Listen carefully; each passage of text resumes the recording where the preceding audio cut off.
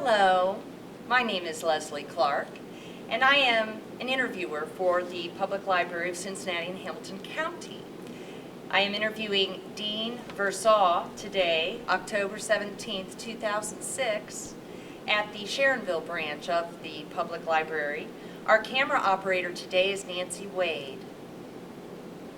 Well, let's begin. Dean, I would like you to tell me a little bit about life before the military. Could you tell us a little bit about high school and college? Okay. I grew up on a farm and had two brothers older than I, one brother younger than I, and then two sisters that came along quite a number of years, 14 years later than I. And that affected my life in that I was bound determined that I was going to have a daughter when I got married. But we were on a farm which my father had attempted to buy after World War II. He had just a short period of time in service in World War I, after World War I. And the Great Depression came in 1929, and that left everybody suffering for lack of money. But at the time then, in that area of the continent where we lived, in southwestern Nebraska, and that area during the years 29 to almost 37, but a tremendous catastrophe hit that specific point on the United States in an oblong area from the Dakotas to Oklahoma, but a very narrow span east and west. My wife-to-be lived 250 miles east of where I lived, and she did not see any of the catastrophes of the tremendous dust storms, droughts, and grasshoppers. Unless you lived in those catastrophes, you just can't imagine what it's like. I remember particularly after, and I wished I had my dad's diaries, but they got the water destroyed. It's too bad because he kept a good diary, so some of my time figures strictly based on my memory. But in a period of 3 to 5 years that we suffered from the Dust Bowl, the droughts, of course the droughts preceded the Dust Bowl, and the grasshoppers. And we went about 3 to 5 years there that we had little or no crops.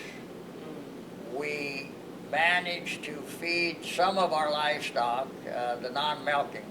We milked a number of cows, and that's really selling milk at 8 cents a quart and delivering it. And that's the way we got through the Depression years, was with that income and what we could be able to earn from farming. But after the several years of no crops, I remember so distinctly going up into a field where we had planted corn, and there was corn probably 12, 18 inches tall and beautiful. And Dad was so thrilled, and I could just hear it again. Son, we're gonna have a crop. But that night, the grasshoppers came, and the next morning there wasn't a sign of corn left. The grasshoppers literally ate the wooden handles off of the hoes and off of the shovels. You'd have to see it. They literally clouded the sky just with clouds of grasshoppers. It is hard to, and that lasted for several years. We were up at 4 o'clock to milk cows, and during that period of time, the government had provided poison bran, which they provided for us to, and Mother, when we got up at 4 o'clock to milk the cows, my mother was out spreading the grasshopper poison. And that went on for 2 or 3 years. The Dust Bowl followed the drought period, and that one, the stories they sound like they're made up, but they're not, because there was a case or two where the dust was so heavy that the shopkeepers in the little town of Beaver City had to find their way home when the dusk came in. The dusk would roll in the afternoon, and when they had to walk on their hands and knees to feel the sidewalk to keep themselves going in the right direction. Wow. Now that sounds like an impossible story, but you could not see a 500-watt bulb in the center of the street above you. Amazing. Cloud, total cloud, and the dust completely permeated the walls of the house. You could hit the wall of the house like that, and the dust would just fall down. And psychologically, that probably had the worst impact on people than some of the other, because there were a number of cases of suicide, primarily the women, Really? the homemakers. Yeah, and it was pretty bad. And but we lived through that. And in 1937, we moved from that place near Beaver City, Nebraska, to Lincoln, Nebraska, 250 miles east of where we were moving from. And Dad had, of course, developed this tremendous herd of milk cows, about 25, 30 milk cows. And those were his. Those were raised up and off of. So that was his only assets, really. But we trucked all of the farm equipment and machinery to Lincoln, Nebraska, where we continued to dairy for 2 more years until 1939. Well, in 1939, or 1938, excuse me, until 1938, when I finished high school. And now we 3 older brothers were ready to leave the roost and find our own way. One brother was already into college, and I would be ready for college in the fall of 1938. Now, you didn't come from a very wealthy family. How could you afford to go to college back then? Okay, well, that was, and there's where I always thought so much of my father and mother in the decisions they made under such adverse circumstances. And I could only, this is my thought, but I'm sure it was basically what happened. Dad knew he had to move, so while he was moving, he moved to near the University of Nebraska. Oh, We were just about 3 miles south of the city limits. okay. And in his mind, I'm sure he felt, he himself had 3 years of university too. Oh, he had? Yeah, and my mother had some university. So, yeah, no money particularly, but they'd gotten some education. And Dad had to go home and help his dad in World War I. But, so, let's see, let me get my senses collected here. So, Dad went out as a wholesale distributor. I found something, a letter that used that term, and I hadn't used it in my letters here. But he was a wholesale distributor on the road, where he had a van with his products, and he was a Bose seal fast man, and that was tire repair, and garage people would be his, tire people would be his customers. And he did that until he retired. And he had done sales work before, so he was good. There was no really available money. And I managed to go to college because, again, by chance, the good Lord working, I was the new guy in this Rokeby high school, a rural high school, where I had 13 new classmates. And lo and behold, at one noon hour, I guess it was, I walked back into the school building, and there was many of my classmates taking some sort of examination. So I said, well, what are they doing? And they said, well, they're taking the Regents exam. Now, why they didn't tell me about that, I don't know. But anyway, I said, well, I want to take that. So they gave me the stuff I needed, and I took the Regents exam. I was the only one of the bunch that got a scholarship. And I ended up being the second highest score in, I think, I'm not sure what area. My name's on a plaque somewhere. Wow. But anyway, so that got me started at college. And the first year in college, there were some government programs that provided some funds. And so I worked for a college professor, Professor DeBeaufrey.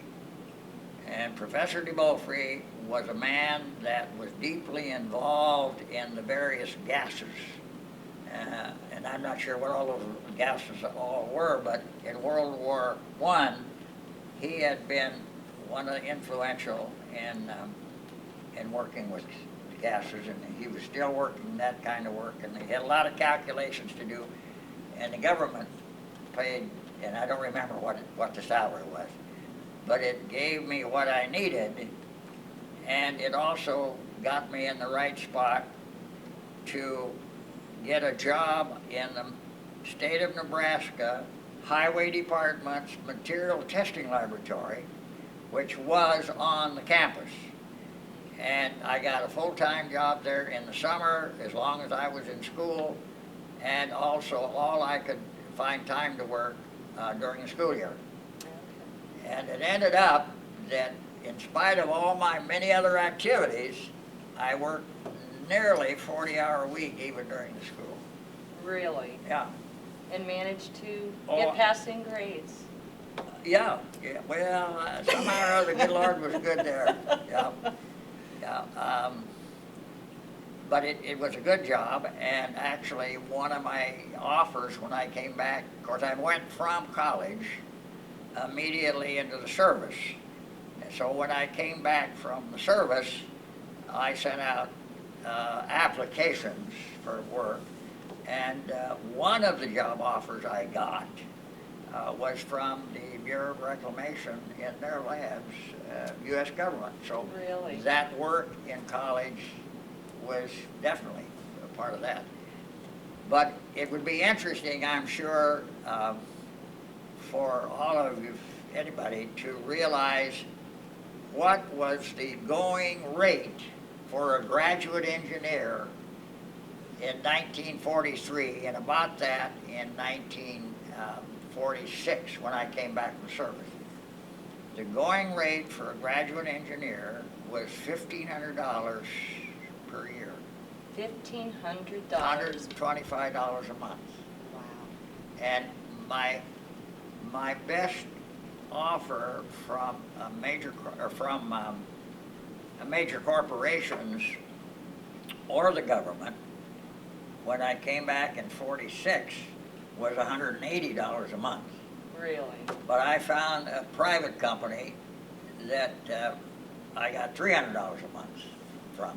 Oh, good. And that looked like a good one, and we had to move a little ways away from Lincoln. So we took that because, well, we'd been married in August of 1941. You were still in college then, correct? That was between the junior and senior high school. And were you- Excuse me, between junior and senior college. Okay. Yeah, I was just going into my senior year of college. Were you doing anything with the military or military-related service at that time?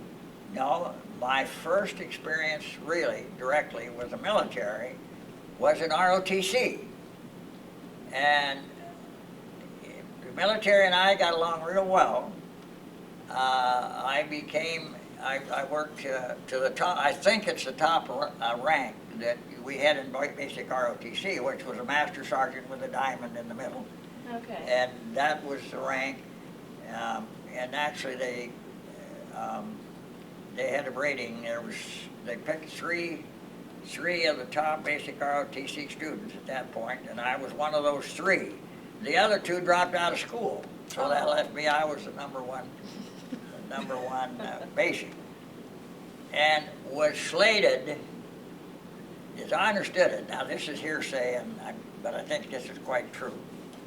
The University of Nebraska had the three branches of service: artillery, engineers, and artillery engineers and infantry. And I was in engineers, of course. But for the advanced ROTC, from where you would be commissioned, and I was in the second semester of my junior year, which would be my first year of advanced ROTC, they got around to giving me the physical.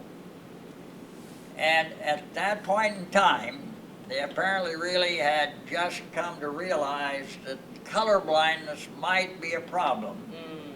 And somebody made the law that you could not be commissioned in the U.S. Armed Forces if you were colorblind. And the color blindness was based on the speckled dot book Japanese colorblind test. And in that sheet of speckled colors were numbers, and I saw the wrong numbers. Oh. So that kicked me out of advanced ROTC. What did you do? Well, I dropped ROTC. I was forced out. Oh, boy. But somebody in the government said, now wait, that's not fair. There's too many fine young people out there that would make good officers. And so somebody somewhere decided that you could be an aircraft maintenance officer if you were colorblind by the Japanese test. Okay. Now, the colorblindness is a story in itself. It doesn't really relate to the military exactly, but few people probably don't realize that colorblindness is carried by the female. Rarely ever suffered by females, but the men have it. So my mother's father was colorblind. My daughter's boys are colorblind. Okay. That's the way it goes. It seems like it pretty well follows right down the path. So did that affect you in any way in your service? No, it did not. In fact, I'm a rated commercial civilian, single-engine land commercial pilot. Okay. And there, they only asked me to pick out the skein colors, skeins, not the Japanese thing. Okay. And peculiarly, a number of pilots with normal color vision never could quite understand how I was so particularly good in night flying in congested traffic areas, where they thought I would be coming down on the wrong side of the runway for some reason or other. But I seem to have had a unique ability to be oriented at night. There was something there. So it appeared really that the colorblindness did me more good than harm. Wow. Now you met Wilma. Yes. And you married. Yes, and the minute I saw Wilma was not in the same high school I was in, but the boy she was going with at the time was in the same. He's one of my classmates. But I fell for Wilma the minute I saw her, and I just sat back and waited until they broke up, and then I moved in. Okay. And of course, then it happened that while I was in college, now that would have been in high school, really it wasn't until I was in college that we really began to date. And she worked after high school. She took business training, and she worked for a insurance, Bankers Life Insurance Company in Lincoln, Nebraska. And so she went to work every day and came home. We were about 3 miles out of the city limits, but we went into the middle of town. So she was one of my passengers. Dad provided the car for me to drive to school, and she was one of the passengers. So that developed, and we were married then in 1941. And then a year later, you are in the military? Okay, all right. Follow the story then. The decision that a colorblind man could be an aircraft maintenance officer occurred somewhere in my senior year. I'm not sure at the exact time. But the minute they made the ruling, I borrowed my brother's motorcycle and rode to Offutt Air Force Base and enlisted, just like that. Wow. And asked for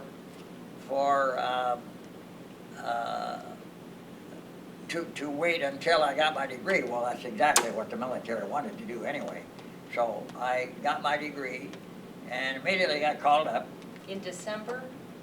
Yeah, Your degree? See, I had to take I was actually class of 42, but I took some summer school and special courses to bring me up to level. But then the class of 42 would have graduated in June of 42. Right. But I took Like a placement test? no, I stayed. See, I was in school.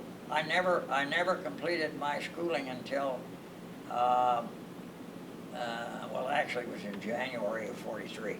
Oh, okay. Yeah, because I picked up my degree in January of 43. Yes. But I had my orders to report for duty on the East Coast February 5th, I believe it was, of 43. So right out of college, right into the military, and it was a technical aircraft maintenance school which the Army had set up at Yale University. Okay. And of course, Dad, oh, he's so glad. He always wanted a boy to go to Yale. Oh, so you went to Yale. So I went to Yale. Oh, that's good. So I went to Yale. How long were you at Yale? 5 months. And so there I'd gone off to duty, and our first child was born on December 3rd of 42. So she was about 2 months old. Wow. So she was about 2 months old when I went to active duty, and only the good Lord knew what the future held. So naturally, I guess we never even thought about the possibility of being together back at Yale until, well, a matter of weeks after I'd gotten there, in a very short time. I walked into the student union, which was up a flight of stairs, and there was a pillar right at the bottom of the stairs, and there was a little bulletin board on there. And on that bulletin board was a little blip that available, an apartment for a cadet's wife. But right under it said, there must be a baby. Wow. Perfect. Yeah.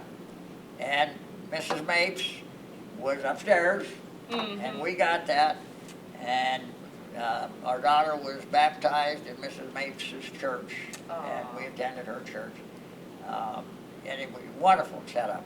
So I had 1 day off, and so Will and I could be together one day, one night during the week, and that was it. But Wilma would come down on the campus where I was, and we'd see her during the day too. 1 day a week. Yeah, 1 day a week. But she'd come down to see us marching down the street with the mops over our shoulder, singing all of the I've been working on the railroad. Really? Oh yeah. So she saw a lot of it happening. And then she was there then when we were commissioned. I forget there was something special happened in the auditorium at Yale years later, but it was interesting to me because that was the room where we were commissioned. Yeah. And we were commissioned on about June the 3rd. I was at 43, but Wilma was able to pin my bars on. Oh, that's great. Well, let's take a break, and we'll come back and talk more about your military career and life after the military. Welcome back. I would like to pick up where we left off a moment ago, Dean. You were mentioning you were at Yale. You had found an apartment for the wife and baby. And now it is June, I believe? June 3rd, I think the date was. What happened then? We graduated in the auditorium at Yale University, and Wilma got to pin the bars on. And then we got our orders, and they told us that we wouldn't know where we're going until we were commissioned. Well, when they gave us the orders, they say, and that would have been probably about noon. And the orders then were, here's your orders, you've got to be en route by 3 o'clock. Wow. So it was get tickets, and for us to go back to Lincoln, Nebraska, to drop Wilma off with her folks, where she would remain while I was in service, as we anticipated. And my orders were to go to San Antonio, Texas, to be assigned somewhere in that area, and I was assigned to Harlingen. Well, let me back up a little bit there. We had this order we had to move to get our seat. Well, Yale is on the New Haven, Connecticut train that goes down into New York City. So we got a ride on that train, and that was fine, but we got into New York Central Station, and there was no seats available on any of the trains that were going west. Oh. So we sat in the waiting room, and Wilma, there we were with our suitcases, and with the baby, and no tickets available. So there was a train that was due to leave for Chicago. Where we at? No, I meant, yeah. We're in New York City. There was a train ready to go to Chicago and would go on, get us on to Lincoln.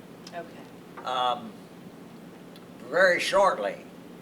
So I was at the gate as they let the people in, and with the possibility that there would be a seat available.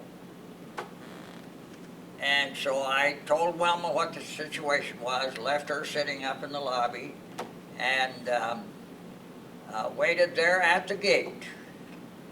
And when everybody was loaded, the conductor or the ticket taker came back by, and he said, she gets emotional. We have a bedroom for you.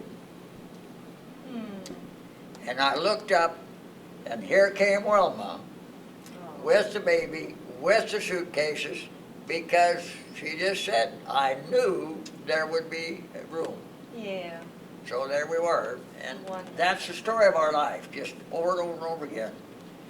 And so no one should have difficulty of appreciating why our faith is as strong as it is. We've had so many experiences. So, okay. We got home in good order, and I dropped Wilma with her folks in Lincoln, Nebraska.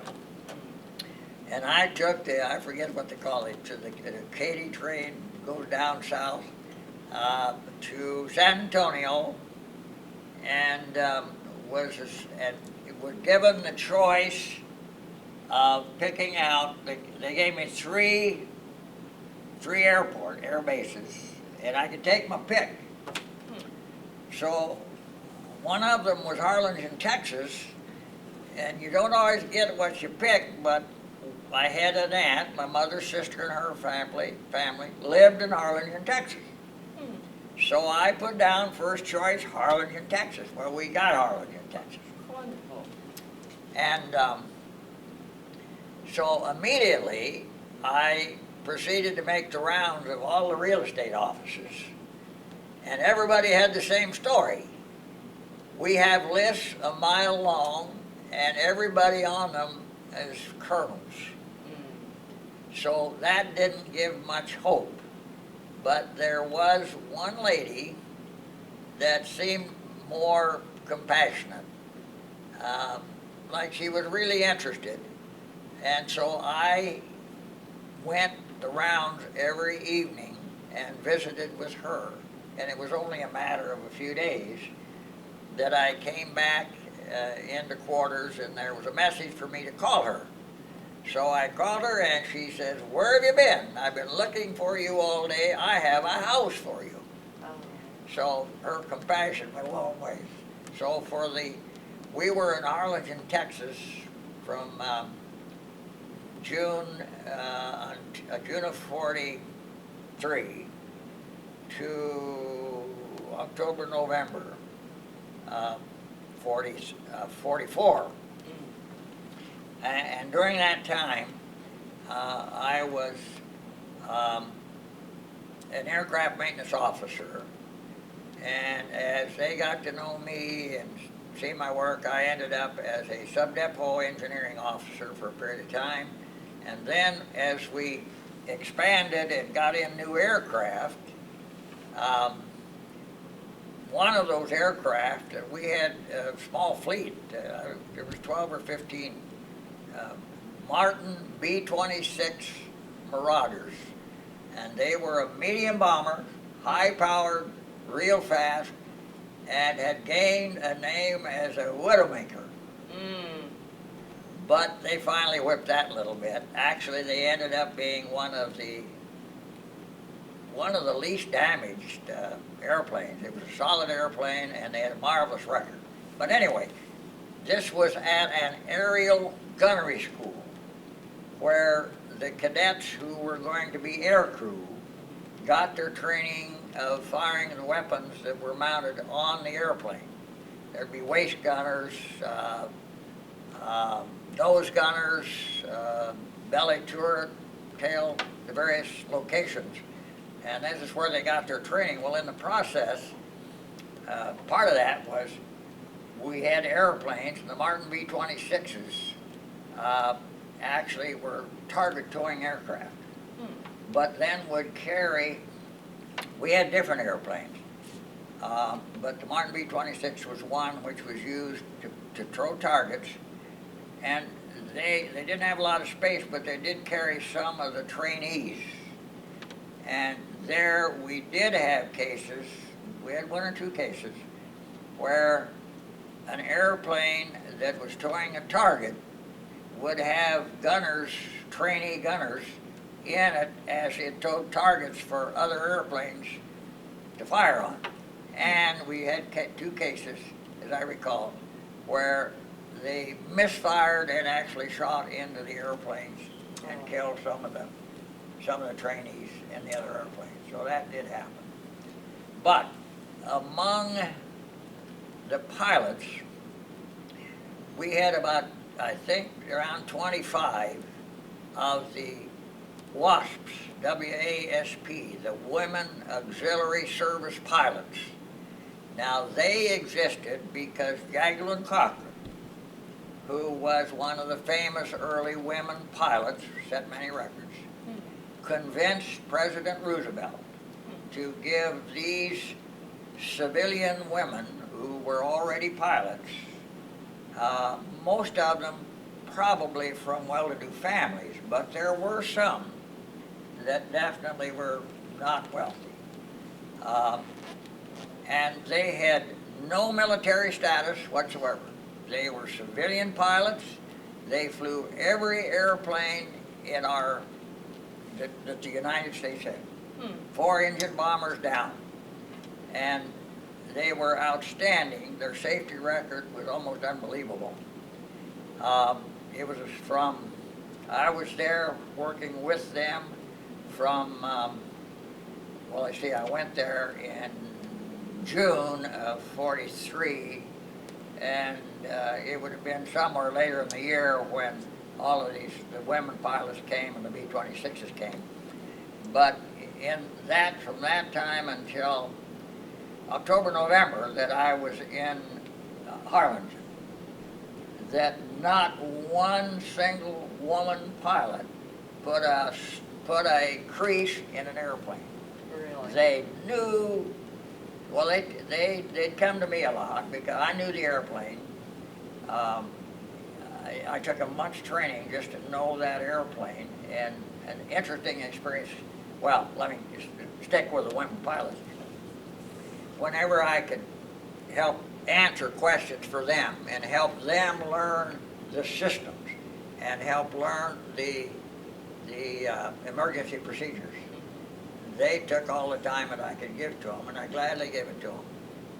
Because I usually would fly on any airplane that had been significant work on. I would fly basically between the pilot and the co-pilot seat. And a typical example of the difference between the men and the women, the Martin B-26 had vacuum pumps on both engines, but the switch would have it only on one engine at a time. So you had a redundancy.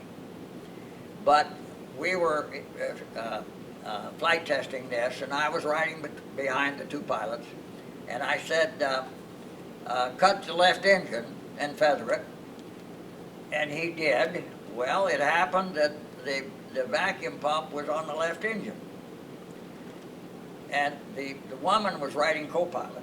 The wasp was riding co-pilot. Man was flying the left seat, and that had to be, he was first pilot. Well, the woman pilot reacted as quickly as I did. I was in a position, I just reached down and flipped the switch.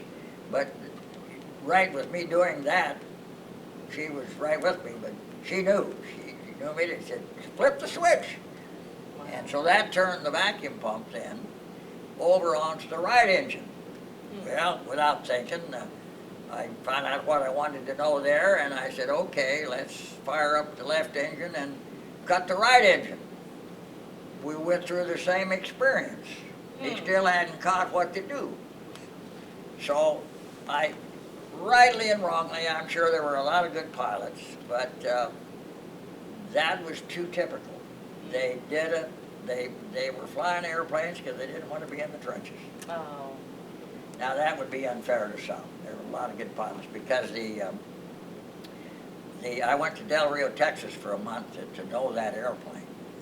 And the test pilot at Del Rio, Texas, he had a reputation.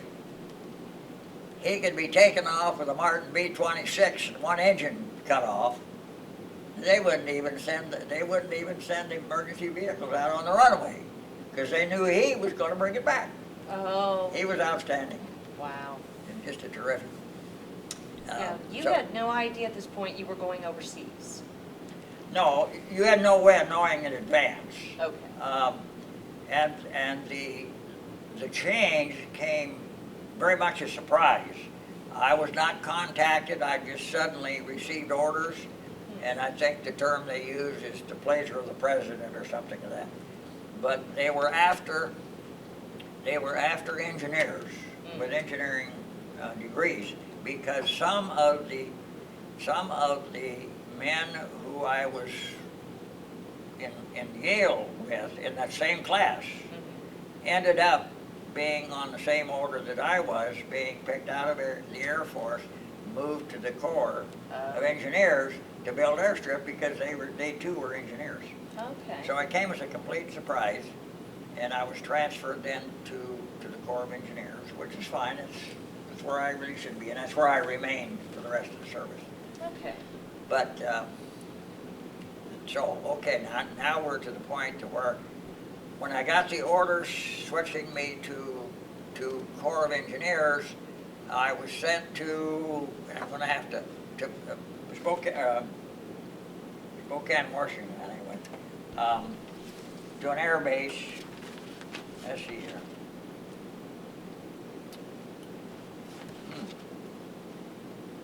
Well, anyway, I was sent up to Washington State for a month of preparing me to join the engineer aviation battalions in Europe. Okay. And that ended up being a little loss of time going through. I went to Greensboro, North Carolina, and I was there for a week or two or three, actually just waiting for a ship to carry us to Europe. And you ended up on a ship that used to be... Well, it was the Mauritania. Mauritania. Yeah, it was the Mauritania, which was not the. There was the Queen Mary, there was a Queen Mary and a Queen Elizabeth, big ships. They were the near 100,000 ton or whatever it is. They were the big ones. The Mauritania was, I think, 55,000 ton, I believe. And that was it, about half the size of the Queen's. But it was not a warship, was No, it? no. It was a cruise ship. And the swimming pool had been boarded over. And we were double loaded, which was not unusual. Many ships were double or triple loaded. I think the Queens were running triple loaded. Wow. And so the bunks got used over and over and over again. Yes. And what was funny, some things you can't find the answer to, but they warned us, of course, the warning of loose lips sink ships was a famous saying. But they warned us not to ever mention the name of the ship that we had shipped over, never mention it in writing, because the Germans thought they had sunk it. Oh. Now that seemed odd, but they stuck with their story because we loaded in broad daylight in New York port and took off for Liverpool, England. How long was the trip? I wished I knew for sure, because, and I say that because they gave some other ship in that period of time the recognition of having made the quickest trip between New York and Liverpool. Oh. But I think we beat them because my memory says we were out 2 nights. Okay. So 3 days and 2 nights, and I know it wasn't long. Boy, we moved fast, but I don't have anything to tie that. Yeah. I wish I'd kept a diary. But en route, we went one night. Somebody had caught with a curtain. It was open and the light shone, and they saw the pilot apparently saw a torpedo, and I suppose, I don't remember whether it was a moonlight night or not, but and I only found out later that there was a second incident, and and the best of my knowledge, it was that because they made quite an issue about keeping blackout that time. So that was probably the first time. But the second time, there was no question. My duties on the ship was mess officer for the military, and this was a little time off, and I was in this big, it'd be like a big gymnasium. Okay. There was the floor that was over the swimming pool. And all at once, that ship literally laid over on its side. And we slid, just table and all, right down to the side. We had to have been very close to capsizing. Wow. But then when we unloaded at Liverpool, why one of the regular ship crews was with me as we sat together on the top of the English bus, and he informed me that yes, indeed, there was a second incident. Oh. We had dodged 2 separate torpedoes. But they didn't announce any of that on the ship No. while you were on No. it? No. Interesting. We pretty well knew what had to have happened, but this crew member told me that I'm kind of part of the crew, and he passed the word on. Well, tell me about Europe. Well, we landed at Liverpool, and we stayed, there's always this little adjustment period at a place called Feezy Estate, and I mentioned that, some others surely were at Feezy Estate. It was some sort of a school with lots of dormitory. And that was only until a flight was available to take me over to Paris. So you see, this would have been had to be early March of 45. So my time in combat actually was about 3 months. Wow. But we flew to Paris, and I got to sightsee a little bit in Paris, and then took a train to Nancy, France, where I joined the 850th Engineer Aviation Battalion. And the aviation battalions throughout Europe were under a special command. They were under the 9th Engineer Command, and we had a beautiful shoulder patch. I've got one somewhere. I should put it on this shirt. Which was across the runways and the big 9XIX in it, a beautiful patch. But we were directly under the European Theater headquarters. They told us we were directly under Eisenhower, so to speak. Wow. And so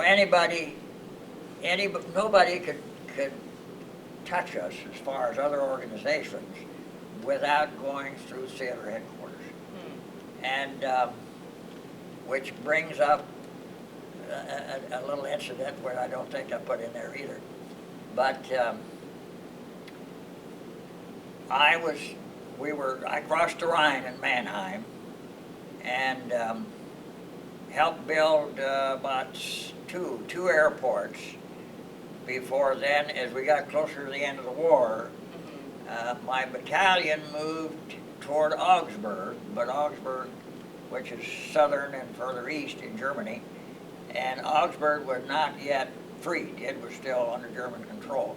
So they held up there, but they left me along the Rhine River. I marveled at, well, this kind of brings up what happens in a war is here are young men. So here I was 24 years old, and they left me in that area with full responsibility for 3 airports.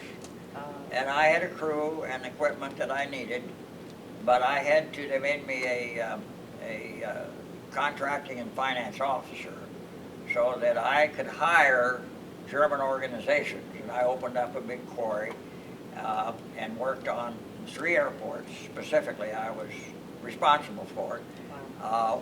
One was P-47s, and the other was a P-47, and I think it's a P-61. They call it the Black Widow Night Fighter. And it was on one of those airports that the P-47 shot down the German jet. Now, the German jet was brand new. They were the first fighter aircraft that was jet. In fact, they were the first military aircraft of any kind that was jet. That was the very beginning. So the Germans were ahead of us on that. But one of the P-47s on that one air base shot down one of the first jets to be shot down.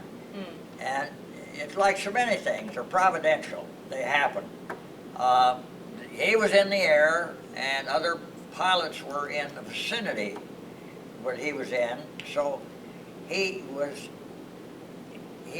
had his own eyes to tell him what to do, but he had the voices of some of these other pilots to tell him what was happening that he couldn't see. But the jet was obviously coming in his direction. And his timing was perfect.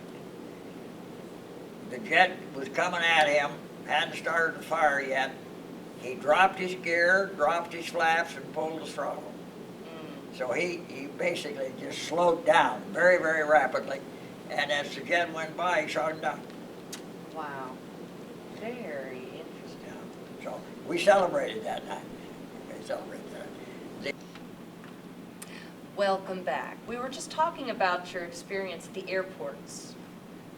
Okay, and I had mentioned the fact that because the way the Engineer Command, or the Engineer Aviation units, were under the 9th Engineer Command, which was directly under Eisenhower in the European Theater.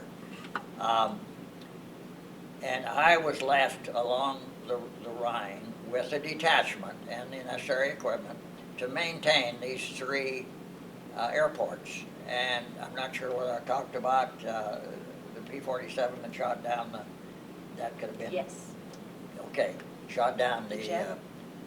260, the twin jet, Yes. German twin jet. Okay. But I had my men, I had found a schoolhouse, a first-class building with good facilities, that I had my detachment in, and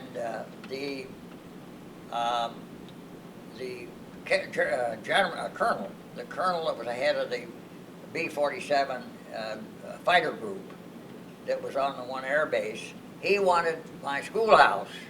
So he came and called me in and said that he wanted me to take my men out of that schoolhouse, so I had to find another place.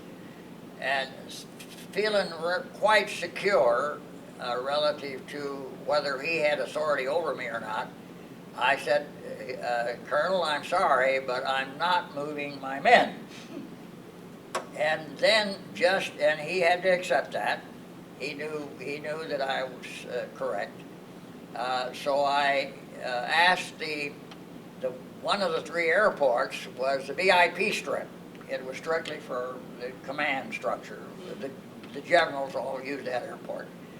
And so I called the airport manager of that airport and said, have you got a flight going to Augsburg? I need to consult with my battalion commander.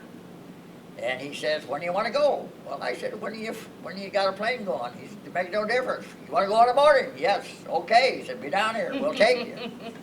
So that was one time that I had my own airplane, C-47, but I didn't have my name on the nose, which would have been nice. Anyway, so I went to Augsburg.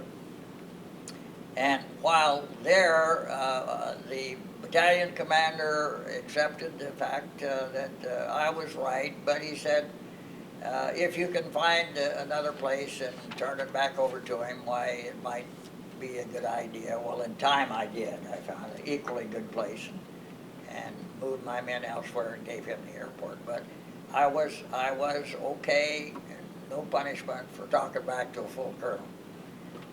Wow. Now you were there 3 months? I was there, the war was over with. About 3 months, yeah. I was east of the Rhine, just about. This is the little one there with a star. That's the Eastern Europe battle star. Okay. That's the only one I was over there long enough to get. Okay. And I've got an arm. Then I went back into France, and that time would have been there's a army of occupation here too. I'm not sure who. There's a couple of them here. I don't remember what they are, but anyway. So now your outfit, you said, is something from well, this the was past? standard. This was standard uniform Okay. at that time. Okay. And there's a Corps of Engineers. There's the Lieutenant Colonel. Okay. I think I got them on the right side. Okay. And these are the. I'm not sure. I know that is the Eastern Europe battle star. Okay. And one of these is the ETO theater, I think, and another one is definitely Army of Occupation. Okay. The others would be, I think there was a zone of interior ribbon where I was in the United States. But I'm going to have to go somewhere else to remember what these all are. Anyway. Now you won an award for your time of service, did you not? I won an award in let's see, for my term of service. You mentioned in your biography there was an award, what was it called? Eastern European Battle Star. Oh, yeah. So that is the stripes right battle there. star. Okay. Yes. And how many others received something like that? Well, there was, for the various theaters, and here Eastern Europe was one theater, and that really is where the war finished up at. Okay. But in the other, how many other battle stars were issued, I'm not sure. Now, we've got a man at Mallard Cove, and Tina, the activity director, said he had 5 battle stars. I haven't talked to him yet. Oh, okay. So but that would be But you had possible. time to get one. Yeah. Well, the battle star would be, were they in an area where the battle existed? Okay. And that could be, it could have been down in Africa, it could have been wherever there happened to be battles going on. Well, this is so unfortunate. I believe we're about out of time.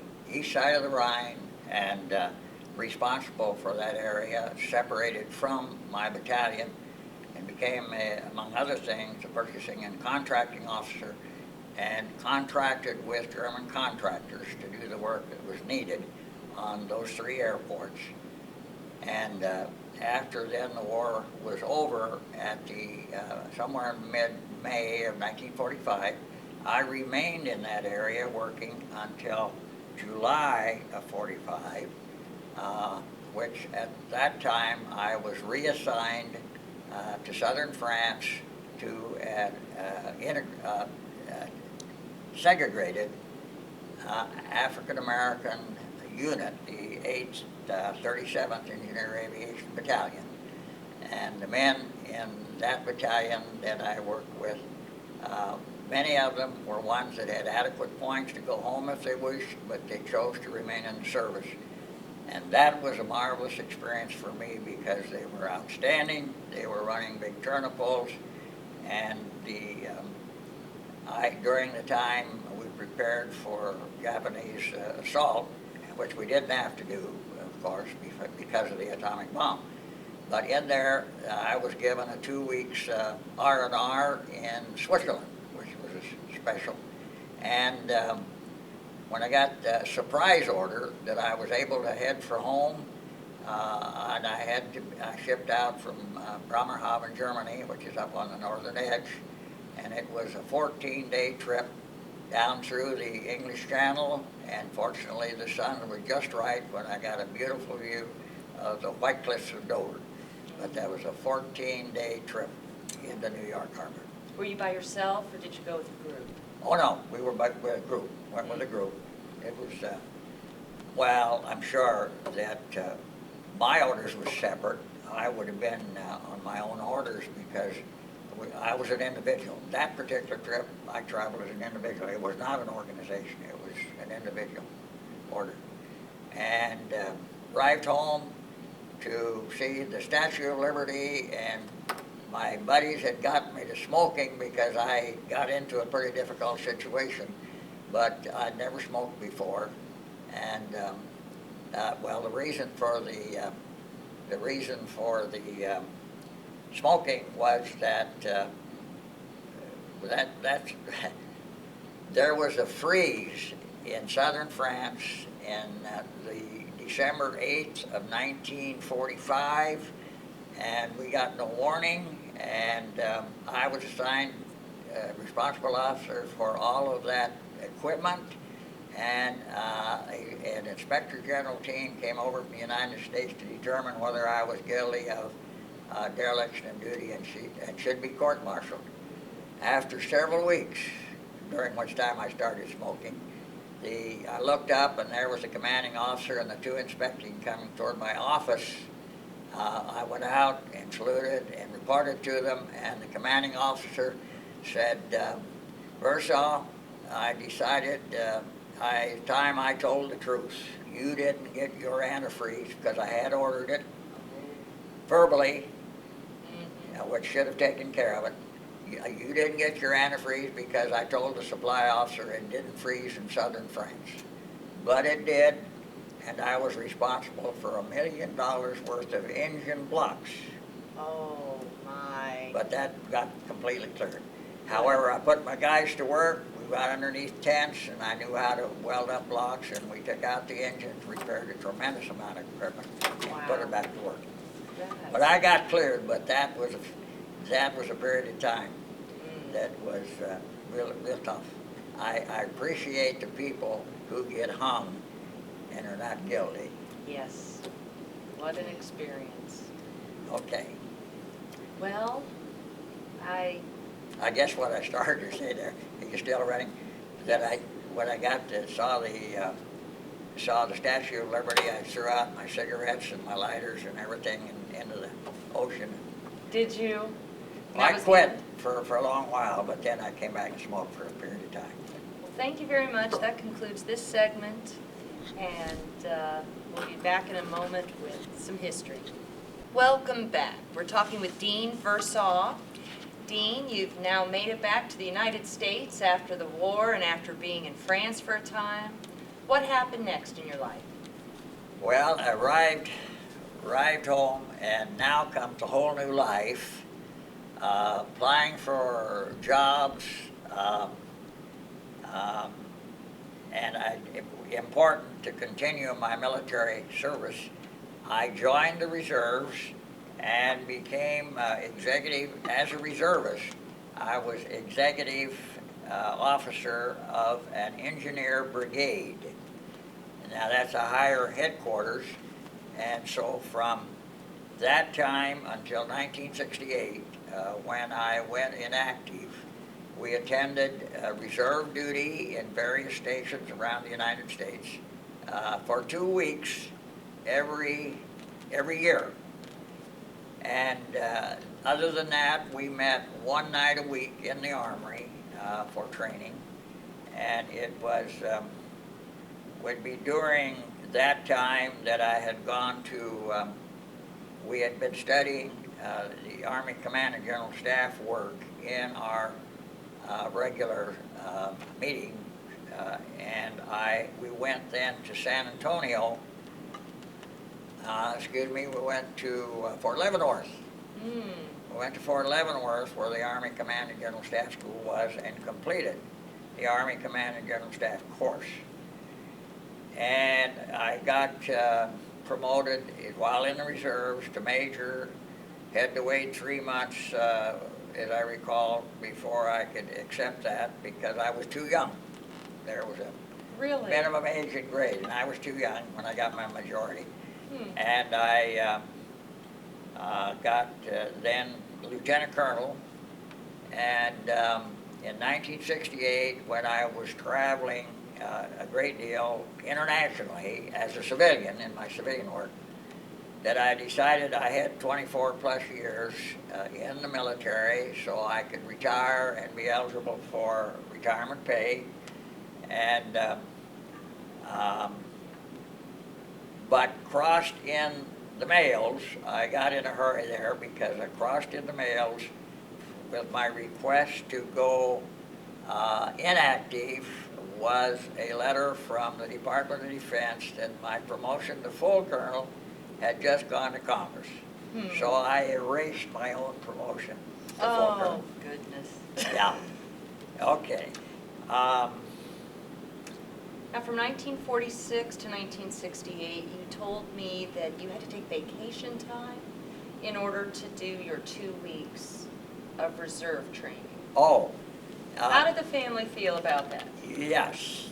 Well, that was a bone of contention because all that period of time, the 2 weeks tour took away vacation time. Now, we did get some camping in with the family, but that was a bit of a sore point with Wilma, but she was sweet about it. We never had any troubles over it. Because I did get paid when I was on the 2 weeks active tour. That was an extra paycheck, and we did get paid for that one night a week too, as a day's pay. But when I became 60 years old, which was in '98, I then began to draw retirement pay. And that's a healthy hunk of our retirement pay, is that Army retirement. And to be sure, Wilma no longer had any complaint about me having remained in the reserves. Well, good. Yeah. Good. Okay, well, that takes care of your military career, so to speak. Could you tell us a little bit about life after the war and your civilian life, per se? Yes, As a veteran? and that finding the right spot was not simple.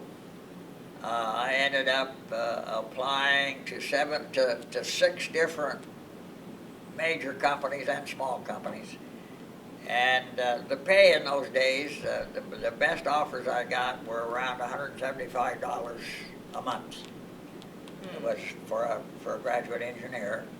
Then I found a small family-owned company near Lincoln that they offered me $300 a month. Great. So I took that job, but there happened to be a man in that company who handled the finances, and he decided I was going to take away his job, so he filed a lawsuit against me for libeling him. Well, that was the reason. So I quit that company. I fell into an automobile dealership that was just beginning, and the fellow that had started it asked me to come and help him if I would, because I was mechanically inclined. So I ended up with the Capital Automotive Service Garage, and that proved to be quite successful, and I kept that until 1958, when I sold that business to get back into engineering. No, yeah. Now, you mentioned in your biography that back then American-made cars were the norm, but now we were seeing an influx of import cars. How did that influence or affect your automotive work? Well, that's a good, interesting question, because it's a very key question. Yes, there were, particularly English and Japanese and German cars, and a lot of them began to come into the USA market. And peculiarly, many mechanics said, well, they couldn't work on the foreign cars because they're foreign. Well, the truth is, all they needed to do was buy a set of metric wrenches. And everything else they were pretty much identical, as you well know. You look at them today and they're still, American cars or foreign cars are all about the same. But it worked well for my Capital Automotive, because it was a problem for the people who had foreign cars. And during the course of time from 48 till 58, at which time I sold that business to return to engineering, that transients coming through from various areas in the United States informed us that the word was out on both coasts that if you traveled across the United States in a foreign car, you should route yourself through Lincoln, Nebraska, because there was where you could get your car worked on. And as a result of that, in 1951, December 1951 issue of Motor Age magazine, which was a national, one of the two top trade journals for automotive service, I was a feature, Capital Automotive was a feature article in Motor Age. And then, and that was in 51, but in 48 years later, my a nephew of mine, caught the article in Motor Age magazine, and I have a copy of that also, where they had started heralding their 100 years in print. And their first article about their 100 years in print, they told all about Capital Automotive again. What a compliment. I thought that was quite a compliment. Yes. Yeah. Okay, but I sold it to get into engineering, and thought, and primarily because I was being encouraged by a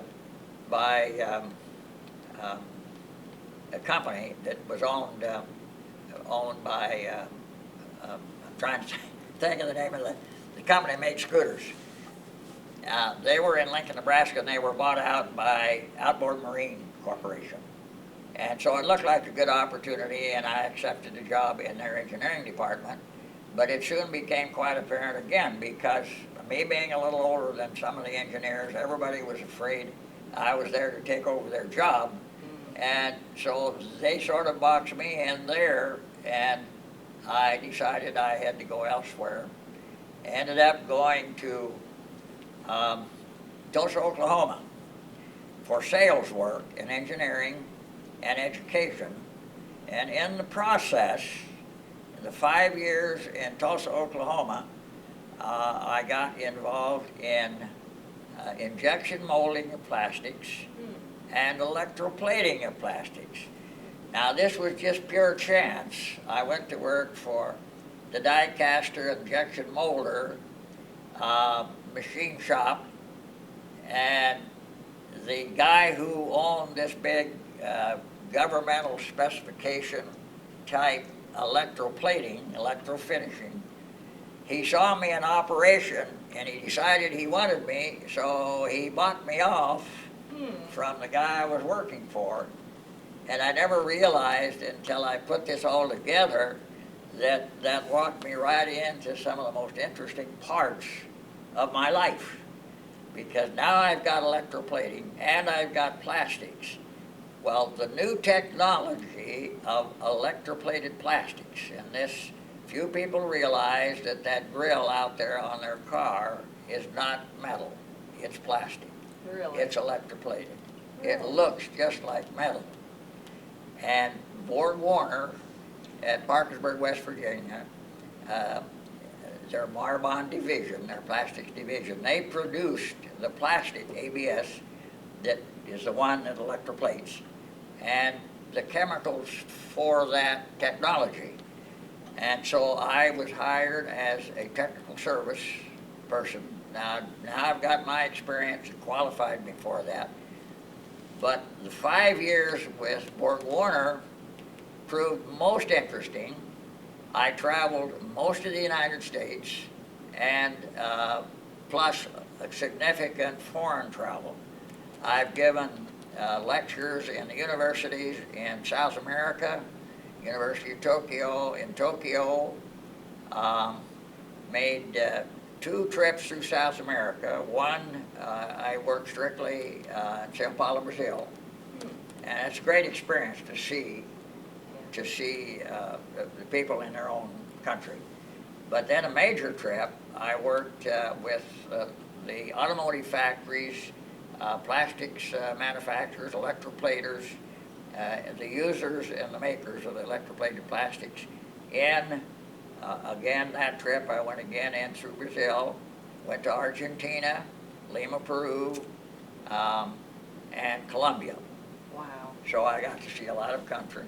And also, while still with Borg Warner, a major trip to Japan, where I'd given a lecture at the University of Tokyo, and to practically all of the Japanese motor car companies. Really? Yeah. Interesting. You know, that wasn't planned, that just worked that way, but most interesting. Well, that fell apart in approximately 1970, 71, which was a big economy slump, the old bust. And it was one of the worst years that Borg Warner had ever had, and they had a major layoff, middle management, and I got caught in that. Oh. So that would have been, I think 71, because I made my trips in South America. I believe it was in 70 and 71, so it was in 71 that they had this layoff. So I ended up about a year, went to Canada, and because of a company up there, a large plastics electroplater, and he asked me to come up, and the process was interesting. We became what was entitled landed gentry, but as an official move, we had the same rights and privileges totally as a regular Canadian citizen. Really? And from there, we came back to, I was there about a year, and sorely enjoyed it, and was so surprised and enjoyed the friendliness and welcome nature of the Canadians, because we'd always, in Ontario, we'd always seen their nationalism. But when you came up there, why, we were just welcomed with open arms. And among other things, never found time to bowl, but up there, the going thing is on ice. Hot. No. Oh. Oh my, oh my. Where you have a 15-pound rock that you slide down the ice. I've even got... Curling. Curling. Curling. Yeah. And curling is a part of society. It is a part of the social life, and we had more fun with learning to curl. And then in 72, we come back to Cambridge, Ohio, where we lived then until from June of 72 until May of 2005, Wow. when we moved to Cincinnati and to Mallard Cove, the seniors facility, because of wellness health. And so that is where we are today. What brought you to Ohio? A daughter and her husband, Mm. Janine and Harry Prestansky, who live here in town, and I'm sure they're known by a lot of people. She's a nurse at Bethesda North. Oh, She's an orthopedic nurse. okay. We have, what I haven't said in here is that we have 2 boys and 2 girls. Oh. All 3 of them have their 4-year degree, engineering, criminology, and business, and business generally. We've got one daughter that's very active in sales, real estate sales, and then the nurse.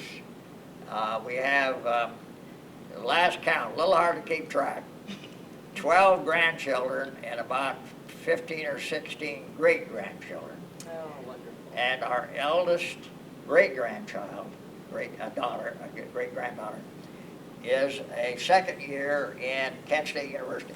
Is she? Wow. So, and we're pretty proud about it, I tell you. They love each other, and there's no discord, and they all were helping in our selling off our collection of 65 years of marriage.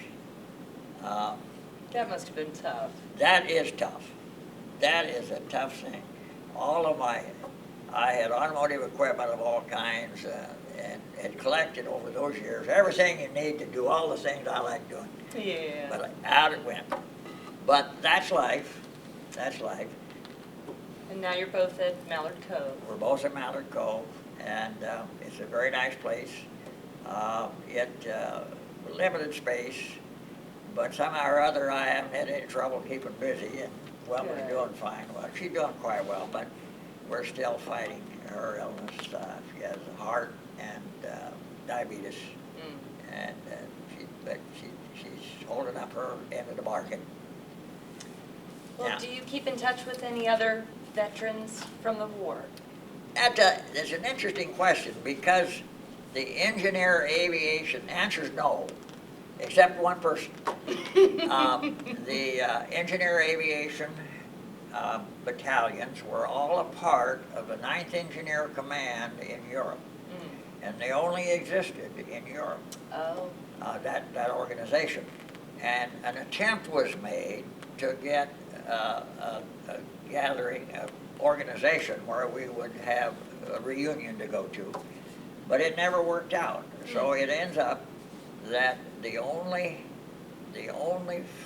World War II friend is a Mormon, and that's an interesting spot, because I found that in the military, I can almost say all of my close friends ended up being Mormons, because they believed in the social, moral type of life that I believed in, and that's why they really were my friends. And I have a Mormon lives up in Washington, and we haven't talked to him since we came down here, but we've always talked or written every year. But it's the only World War II buddy, and we were together back in Yale in cadet training. Really? We started out knowing each other there. We got separated, but we ended up with the African American unit that I commanded in near Marseille, France. He was one of my officers underneath in my company. In fact, there were 2 of them that we had been together at Yale University, and we were together again in that unit in France. Oh, wow. Well, that's great. So, okay. In 1987, I retired from active activity in industry and commerce. In 1985 at the end of the year in which I became 65. So then we collected our Social Security and our Army retirement. But in '87, thanks to our son-in-law who lives here in Cincinnati, we bought a 21-foot Winnebago, little motorhome. This was a full Class A type, but a small unit. And from '87 until '95, we sold we sold that at the auction when we sold out. But in those years, we put 175,000 miles on the motorhome. Wow. We traveled most of the United States and much of Canada in that motorhome. It was we just thoroughly loved it. It was a delightful piece of equipment, rode and rolled like a baby buggy, and we got 15 miles per gallon. And back then we were, well, until the later years, we only paid $13, $14 a night, but that eventually crept up to much higher figures. But we certainly enjoyed the motorhome. So all of that's kind of gone, so our life is a different life than what it was before. Well, thank you so much, Dean. Now, Dean? if we still got some more on there, one of my big interests Sure.